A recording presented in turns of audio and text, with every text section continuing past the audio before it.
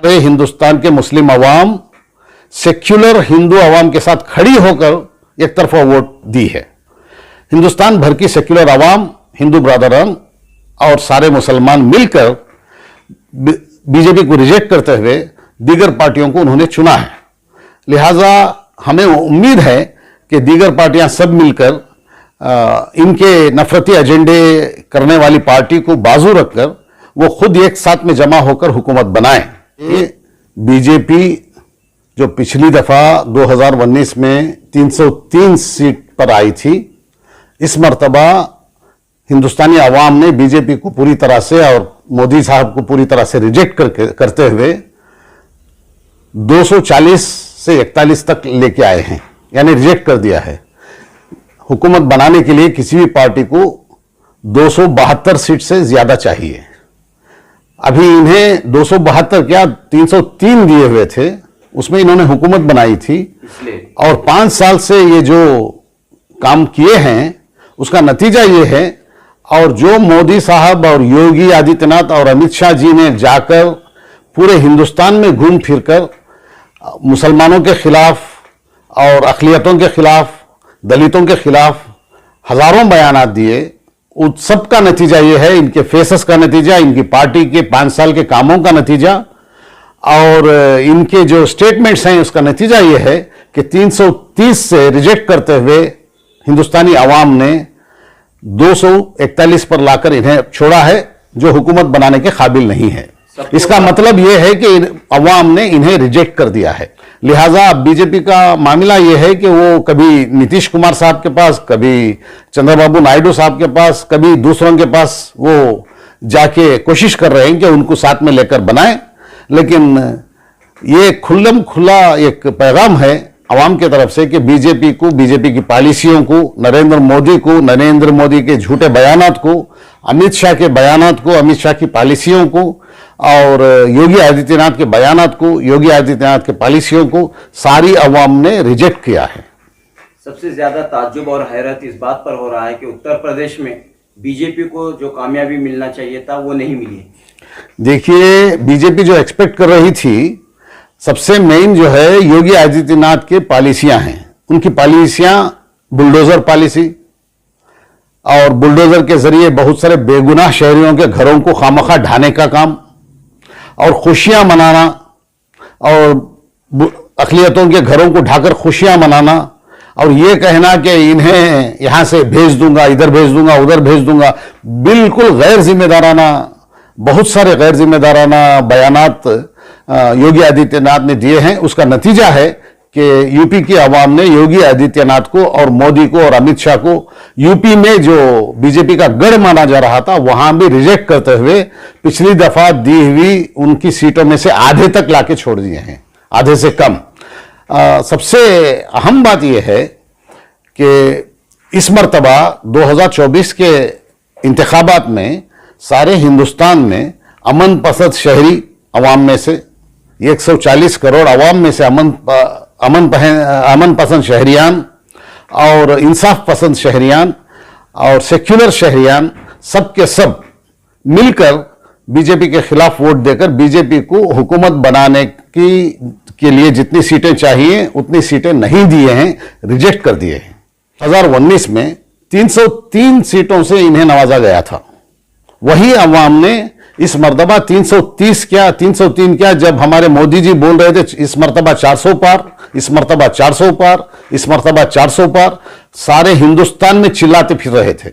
कहां गया 400 पार?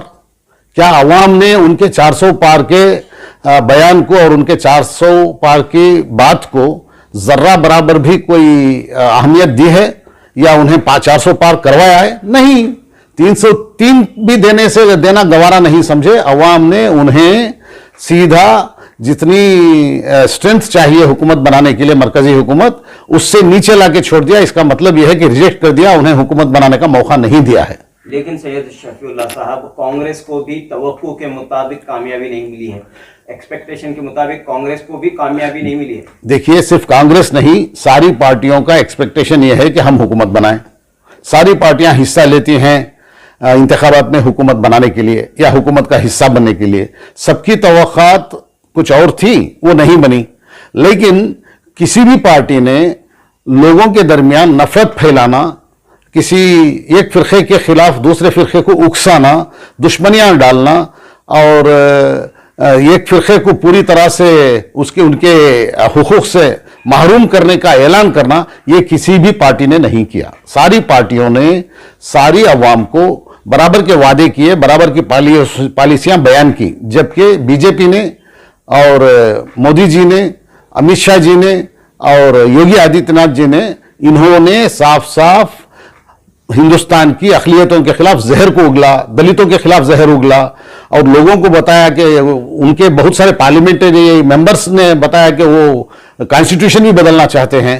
ये सब कहने के बावजूद जब अवाम ने उन्हें अक्सरियत से नहीं नवाजा, ना ही पिछली मरतबा के 303 तक भी देना गवारा समझा और 400 पार का इनका ख्वाब ही छोड़ दिया, तो इसका साफ मतलब है कि हुकूमत बनाने के इन्हें अवाम ने पसंद नहीं किया, इन्हें रिजेक्ट कर दिया है। जबकि दूसरी पार्टियों ने कहा, आप देखिए कांग्रेस जो है पता नहीं 40-45 पे थी, अब 99 तक आ गई है, जबकि मायावती की भी आगे आई है, अखिलेश यादव भी बहुत आगे आ गए हैं। इसी तरह तकरीबन अभी नीतीश कुमार भी और चंद्रबाबू नायडू भी और दीगर सारी पार्टियों ने लेते हुए टोटल जो अपोजिशन पार्टियां हैं उनके 240 से ज्यादा सीटें बनी हुई हैं। इसका मतलब यह है, साफ साफ मतलब यह है कि अवाम ने सेक्युलर पॉलिसीज का सपोर्ट किया है और हिंदुस्तान में ये दुश्मनी फैलाने को बिल्कुल पसंद नहीं किया है और जात पात के और मजहब के नाम पर नफरत फैलाने को भी बिल्कुल रिजेक्ट कर दिया है अवाम ने हिंदुस्तान में। सूरत हाल ऐसी बन रही है कि बीजेपी हुकूमत बनाए या न बनाए, मोदी पीएम बने या न बने, लेकिन जो एजेंडा था बीजेपी का वो नाफिज नहीं हो सकता। इंशाअल्लाह उम्मीद की जा सकती है। देखिए, इस मरतबा 2024 के इलेक्शंस में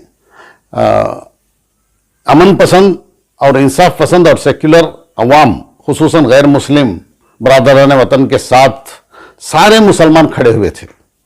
सारे अवाम की तवक्को के मुताबिक होगा। इसके बावजूद अगर कोई ट्रिक्स के जरिए बीजेपी किसी को कुछ ऑफर करके बहुत बड़े बड़े उनको ओहदे या बहुत कुछ और दीगर चीजें ऑफर करके अगर सबको लेकर बनाती है, तो भी हमारी उम्मीद यह है कि वो अपने नफरत के एजेंडे को या तो छोड़ देगी या तो नाफिज करने में फेल हो जाएगी, नाफिज नहीं कर पाएगी और नफरती एजेंडे को वो बाजू रखेगी। इसके बावजूद अगर नफरती एजेंडे को आगे लाना चाहती है तो अवाम फिर से उसे जीरो पर ले जाके छोड़ देंगे। हिंदुस्तानी अवाम सेक्युलर अवाम है और हिंदुस्तानी अवाम नफरत को पसंद नहीं करती। कि तकरीबन सारी पार्टियां अपने अपने तवक्कात पूरी तरह से जितनी जगह वो काटेस्ट करते हैं सब जगह जीतना चाहती हैं। इसी तरह कांग्रेस की भी तवक्कात होती हैं। लेकिन एक बात पर हमें गौर करना चाहिए, वो ये कि 2019 में बीजेपी को कर्नाटक की अवाम ने 26 सीटों से नवाजा था। एक उनके 25, दूसरे एक इंडिपेंडेंट कैंडिडेट जो बीजेपी के ही हैं, तो 26 उन्हें नवाजा था। जबकि कांग्रेस सिर्फ एक में कामयाब होने में कामयाब हुई थी। इस मर्तबा कांग्रेस को अवाम ने, सेक्युलर अवाम और खुसूसन मुसलमानों ने सेक्युलर अवाम के साथ मिलकर सब लोगों ने 9 सीटों से नवाजा है। इसका मतलब यह हुआ कि 1 से 9 तक गई है कांग्रेस। अब वही बीजेपी को 26 से लाके 17 पे खड़ा कर दिया है और उनके साथ में जो जेडीएस के खड़े हैं उनको मिलाकर 19 होते हैं।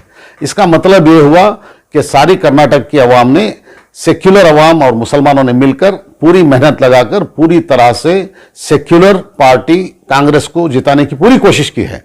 थोड़े से नंबर्स की वजह से कई जगह कई सीटें बहुत कम मार्जिन के जरिए बीजेपी जीतने में कामयाब हुई है।